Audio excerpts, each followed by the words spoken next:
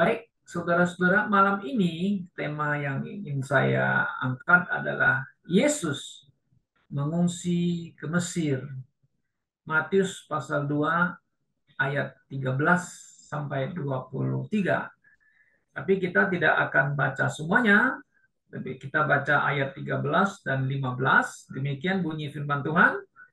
Setelah orang-orang Majus itu berangkat, nampaklah malaikat Tuhan kepada Yusuf dalam mimpi dan berkata, "Bangunlah, ambillah anak itu serta ibunya, larilah ke Mesir dan tinggallah di sana sampai aku berfirman kepadamu, karena Herodes akan mencari anak itu untuk membunuh dia." Maka Yusuf pun bangunlah, diambilnya anak itu serta ibunya malam itu juga, lalu menyingkir ke Mesir dan tinggal di sana hingga Herodes mati. Hal itu terjadi supaya genaplah yang difirmankan Tuhan oleh Nabi, "Dari Mesir kupanggil anakku."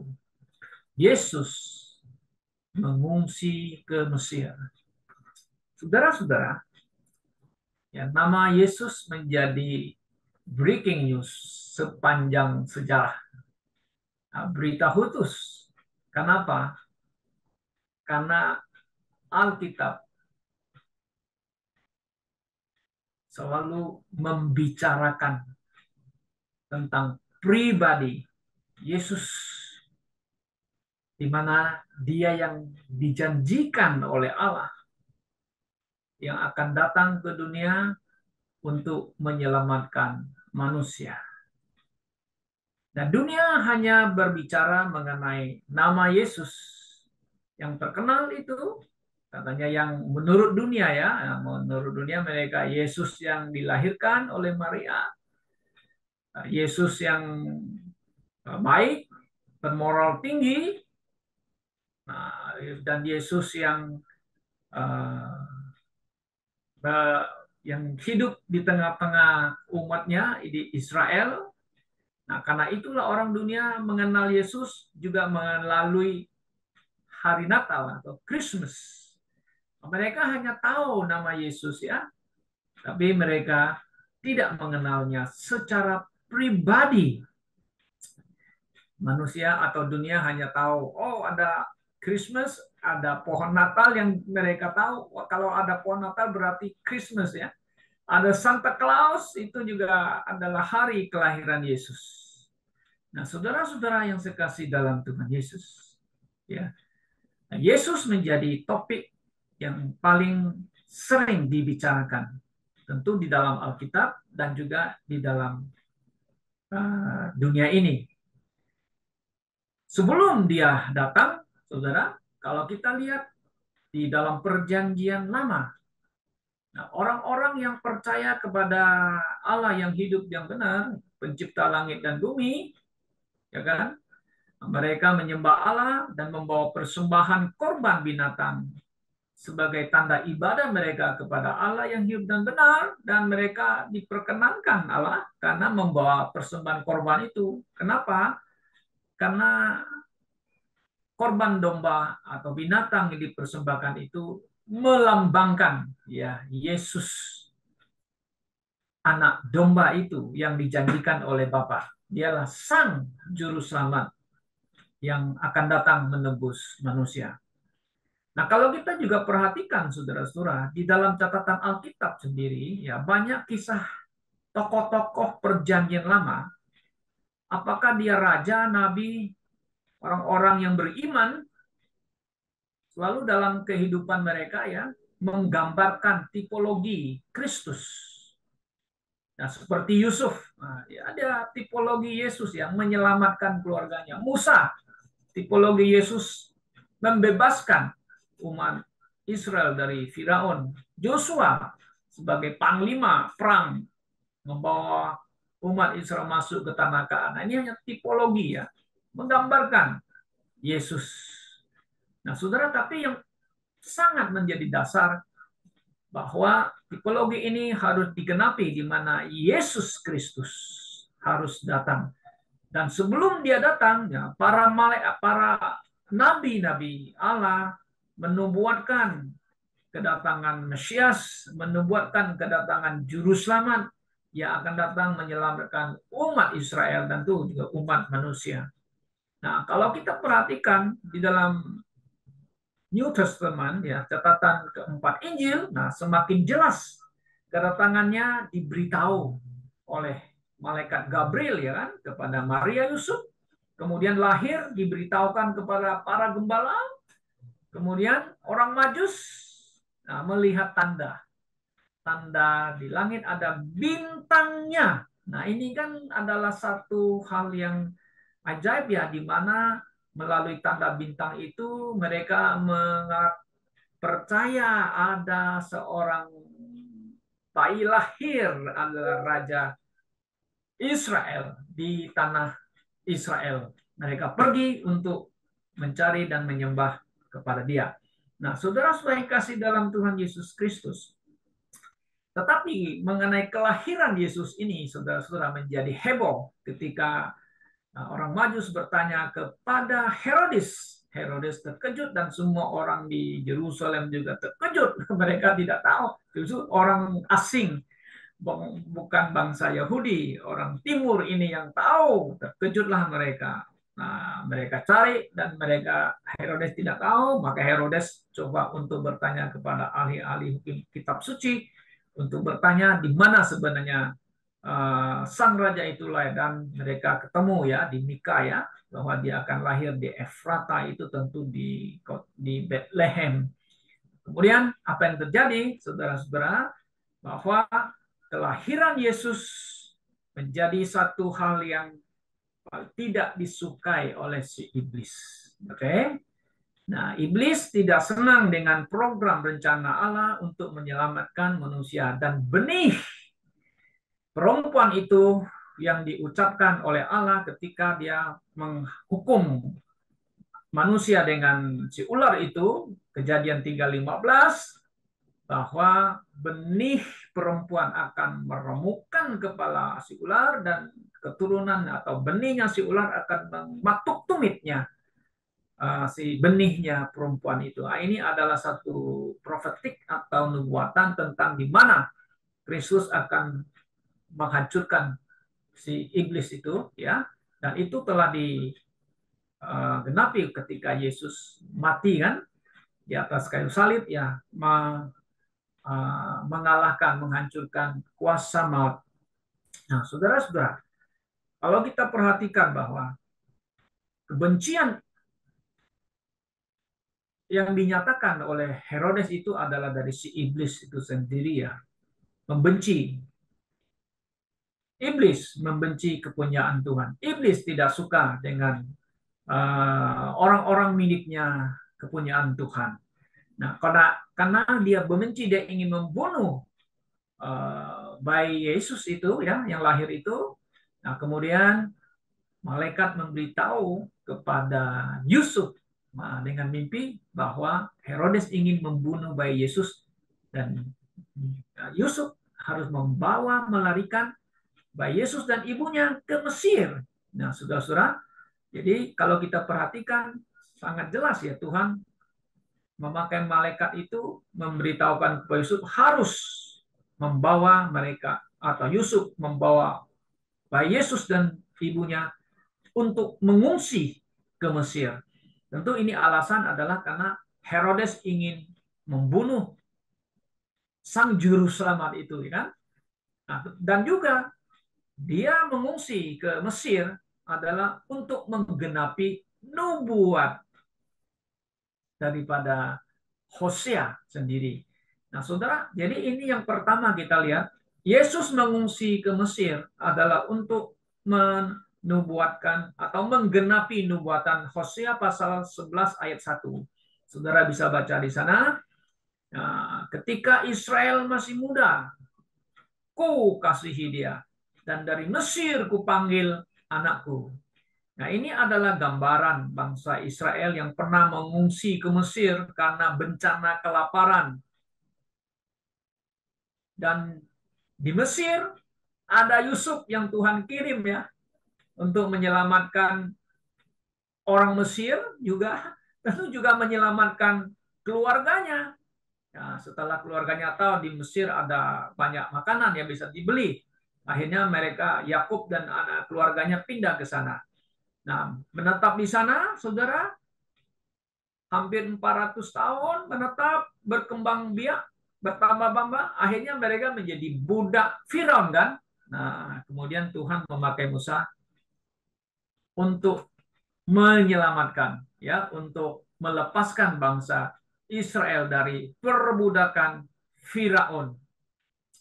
Nah, saudara yang kasih dalam Tuhan Yesus Kristus, bahwa menggenapi nubuatan Tuhan adalah untuk menyatakan, membuktikan bahwa apa yang Tuhan omong, apa yang Tuhan janjikan harus digenapi. Saudara-saudara ya, membuktikan Tuhan itu keep his promise. Membuktikan Allah itu faithful ya kepada apa yang dia janjikan dan dia genapi, ya, digenapi supaya umat Israel tahu bahwa Allah yang mereka sembah adalah Allah yang memegang janjinya. Nah, saudara-saudara, ketika Yesus berada di sana, ya, di Mesir itu ya, ya kita tidak tahu ada catatan berapa lama. Memang sampai Herodes mati baru dipanggil dia kembali kan.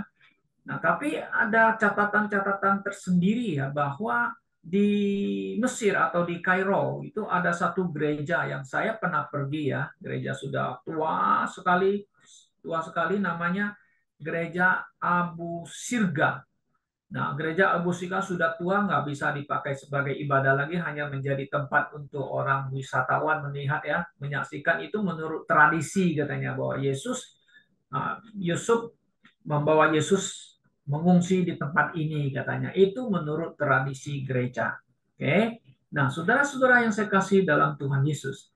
Dan kalau kita pelajari juga di mana Yesus mengungsi di Mesir, kan gitu ya. Di sana itu tidak ada sanak saudara, tidak ada orang Yahudi kan begitu kan. Dan mereka orang asing, mereka harus bayar kos, ya kan? Harus sewa rumah dan sebagainya. Nah, bagaimana Yusuf itu bisa survive ya? Nah, mengungsi membawa bayi Yesus dan ibunya di sana. Nah, mungkin saudara masih ingat ya, masih ingat saudara ya bahwa ada orang Majus itu yang menyembah Yesus dan memberikan 3 persembahan itu. Nah, sebenarnya ini adalah God providence. Ya, God providence yang diberikan kepada Yusuf ya, supaya dia kalau dia mengungsi ke Mesir, dia sudah punya apa nama itu sesuatu yang sangat precious, yang mahal bisa diuangkan sehingga Yusuf bisa hidup di Mesir. Nah, ini adalah God providence. Nah, ini satu pelajaran bagi kita juga ya, saudara-saudara ya, bahwa Tuhan akan memelihara kita, memelihara anak-anaknya. Dia akan mencukupkan semua kebutuhan kita jika kita mengalami ekonomi yang tidak bagus ya. Kita harus yakin, percaya Tuhan akan memelihara kita, mencukupkan semua kebutuhan kita. Nah, setelah itu, saudara-saudara, kita lihat, setelah mengungsi di Mesir karena untuk menggenapi daripada nubuatan, dan juga Yesus harus dipanggil kan dari pengungsiannya di Mesir karena dia tidak bisa selamanya tinggal di Mesir itu karena Mesir selalu digambarkan adalah keadaan dunia ya, duniawi gitu ya, nggak bisa dia tinggal di sana. Lalu Herodes mati dan malaikat memberitahu lagi saudara-saudara ya bahwa Herodes mati, maka Yusuf cepat meninggalkan Mesir. Mesir balik ke tanah Israel. Rencana mau tinggal di Yudea, tapi mendengar anaknya Herodes menjadi raja di sana, nggak jadi dia. Nggak jadi. Akhirnya dia bawa bayi Yesus itu kembali ke kampung halamannya, yaitu Nazaret. Kenapa harus kembali ke Nazaret? Nah, ini juga menggenapi ya firman Tuhan. Saudara bisa baca Markus 1 ayat 24. Coba mari kita lihat itu di Markus 1 ayat 24 ya, dia ada mengatakan demikian. Ya, Markus ya, betul ya. Saint Linus.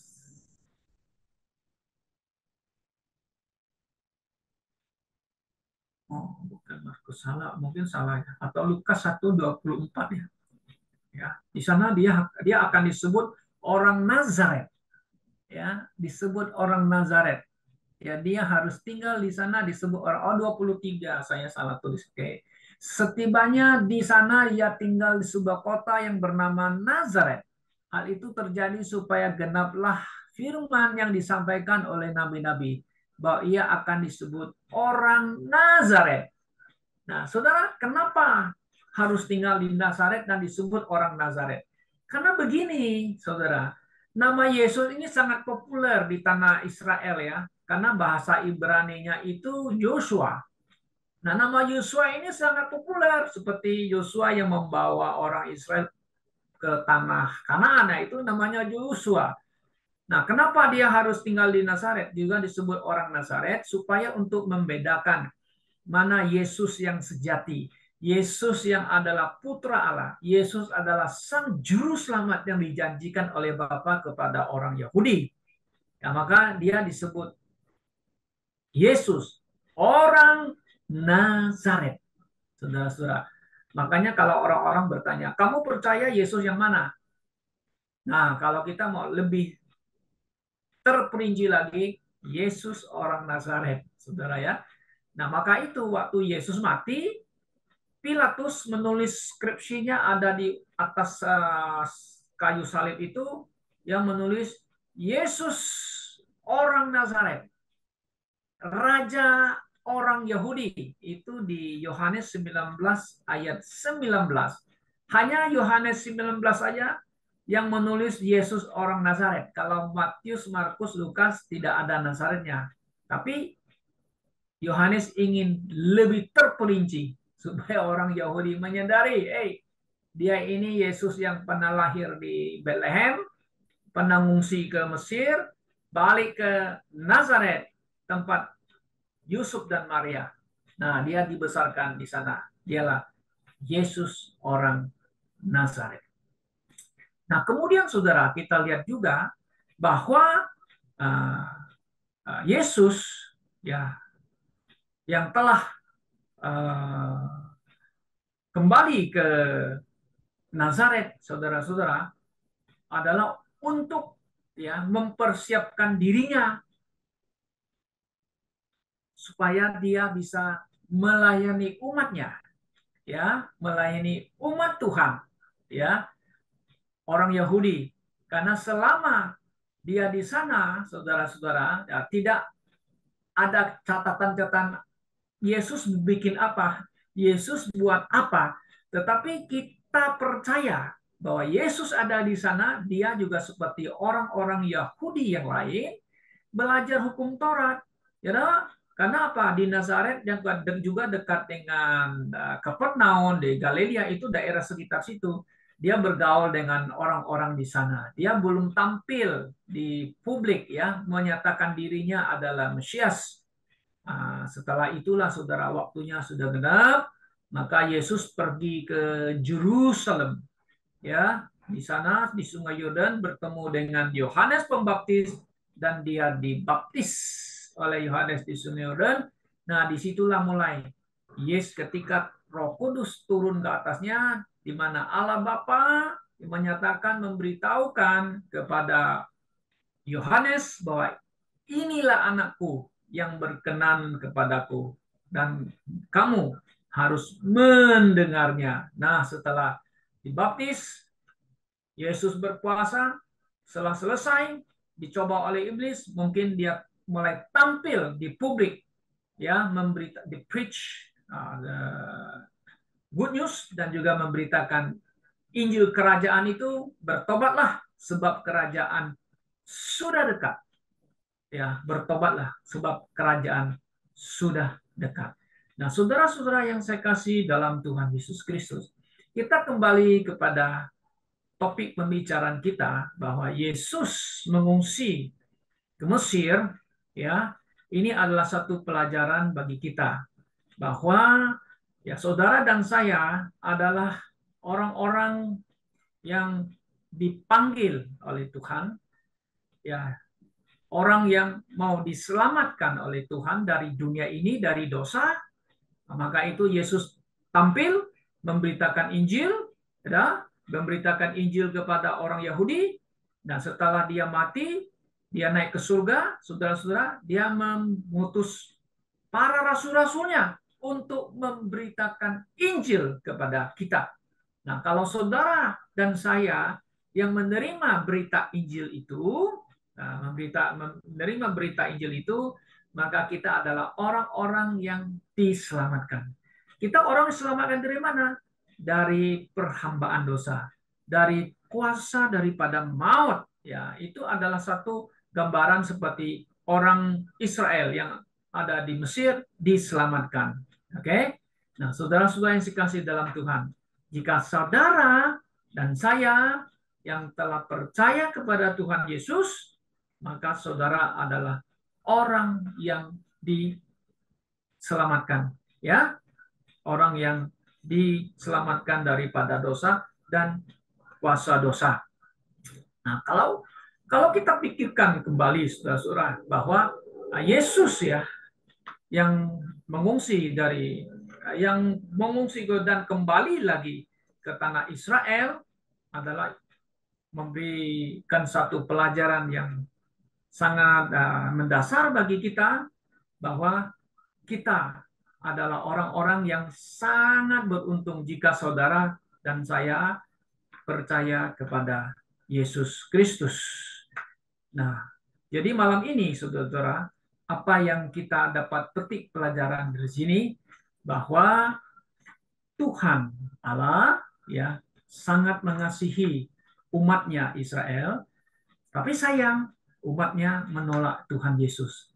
Dan karena penolakan itulah, saudara, keselamatan itu diberikan kepada saudara dan saya, bangsa lain, sehingga kita yang menerima Injil keselamatan itu, kita diselamatkan melalui kasih anugerah Allah yang besar itu.